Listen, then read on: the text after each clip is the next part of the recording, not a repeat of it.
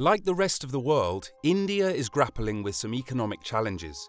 Much of these problems are related to the devaluation of the country's currency, the rupee. In recent times, the rupee has fallen in value for several reasons, and the government of India has taken steps to salvage the situation. So, what can you look forward to learning from this video? Well, we'll talk about efforts of the Indian government to improve the value of the currency. We'll talk about amendments in fiscal policy, trade, new plans for growth, and the decisions of the Central Bank of India.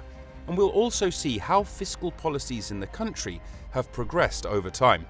But before we start, hit that subscribe button and give us a thumbs up to this video. It'll help grow our channel and gather that bigger audience. The volatility and devaluation crisis of the Indian rupee has been going on for over a year now. It was observed in the second quarter of 2022 that the demand of the US dollar rose exceedingly high and caused a relative fall in the demand for the Indian rupee. One major cause for this high demand is import and export trades between India and the countries it trades with. The price of crude oil and capital outflows, among other factors, are responsible for the high demand of the dollar. The truth is that India is not the only country facing a devaluation of its domestic currency, especially against the dollar. The US has enacted fiscal policies to make the dollar scarce, such that for the first time in 20 years the dollar was almost equal to the pound, with an exchange rate of 1.08 per sterling. Since the dollar is the main currency for international trade, it's likely that the local currency of most countries will fall due to high demand for the dollar. It's therefore down to each country to try and find a way to reduce the volatility of its currency and increase its value. And this is what the government of India has begun to do for the rupee.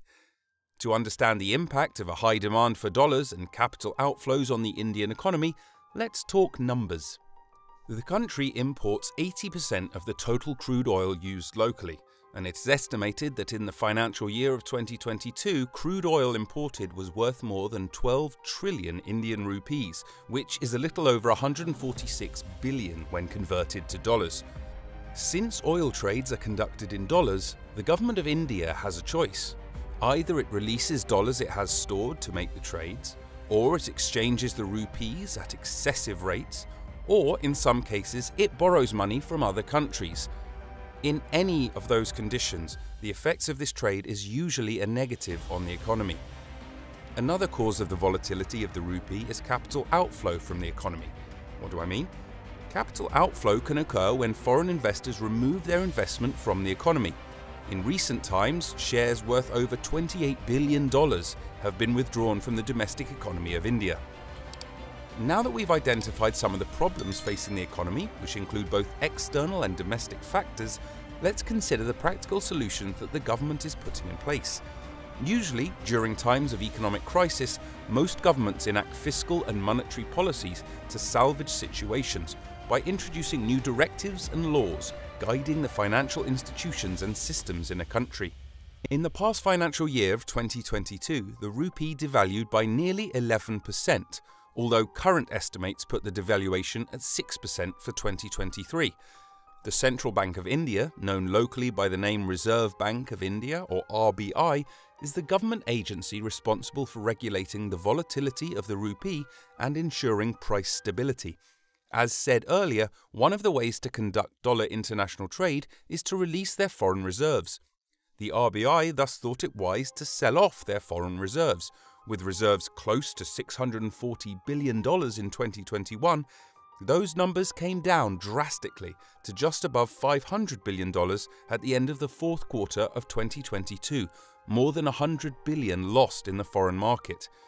As regards the exchange, officials from the RBI have alluded to the fact that setting a permanent rate of exchange is a little premature, with the prevalence of the Russia vs. Ukraine war and the inflation going on in the American economy. However, the exchange of a rupee to a dollar is around 78.97 at present. In the coming months, the government has plans to roll out a reform agenda that would help the economy of the country. It is also the plan of the government to increase local production of goods in India, and this would achieve two things. First, it would encourage local production, thereby contributing to GDP, and secondly, there will be a reduced reliance on the dollar. To crown it all, local production will increase the value of the local currency in the long run. India also implements new trade rules and demands that change the recent negative impact in their economy. The Indian and Malaysian governments have signed a landmark agreement to carry out trade between both countries using the Indian rupee. This way, they don't have to trade in dollars, and this would definitely increase demand for the rupee. While many believe that this new agreement was enacted to salvage the devaluation of the country's currency, a few disagree.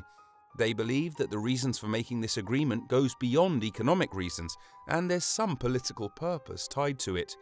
Despite the sanctions placed on Russia to prevent it from engaging in international trade, it still sells to India. Thus, many believe that India has made this agreement to shield itself from the effects of sanctions that may come from the Western world. Whatever the motivations may be, you can't fault India for taking actions to stop the bleeding. The country has already lost over $100 billion in federal reserves in a year. Experts are of the opinion that the country might still lose around 40 to 60 billion in 2023. Therefore, using the country's domestic currency for international trade seems to be a win-win. They get to save their reserves of the dollar, and the rupee gains in value. So how have fiscal policies in India progressed over the years? Well, India has faced a number of fiscal policy changes over the last 10 years. In 2013, the Indian government launched the Debt Transfer Scheme, which was aimed at depositing government subsidies on goods and services into beneficiaries' accounts, which helped reduce corruption. Between 2012 and 2015, the Indian government implemented fiscal consolidation measures to control inflation. Some of these measures included cutting subsidies, raising taxes, and reducing public spending. In November 2016, the Indian government announced the demonetization of high-value currency notes to curb corruption and black money in the economy. In July 2017, India introduced a new tax system that aimed to streamline the country's indirect tax structure and bring more transparency to the economy.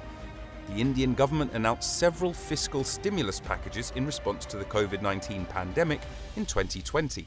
These packages included measures such as tax cuts, increased public spending, and credit support for various sectors. The Indian government invested heavily in infrastructure development, such as roads, railways, airports, and ports, to boost economic growth and create jobs. The dilemma surrounding the currency value in India appears to be the biggest economic woe facing the country at present. However, as the popular saying goes, modern problems require modern solutions. The country has taken groundbreaking procedures to ensure the currency gets back on its feet. Indeed, it has found a new way to play the financial game. The new deal with Malaysia is set to de-dollarize the economy of Asia in the coming years. Thanks again for watching our video today. Please don't forget to like and subscribe so that we can bring you more exciting content. Thanks, and we'll see you next time.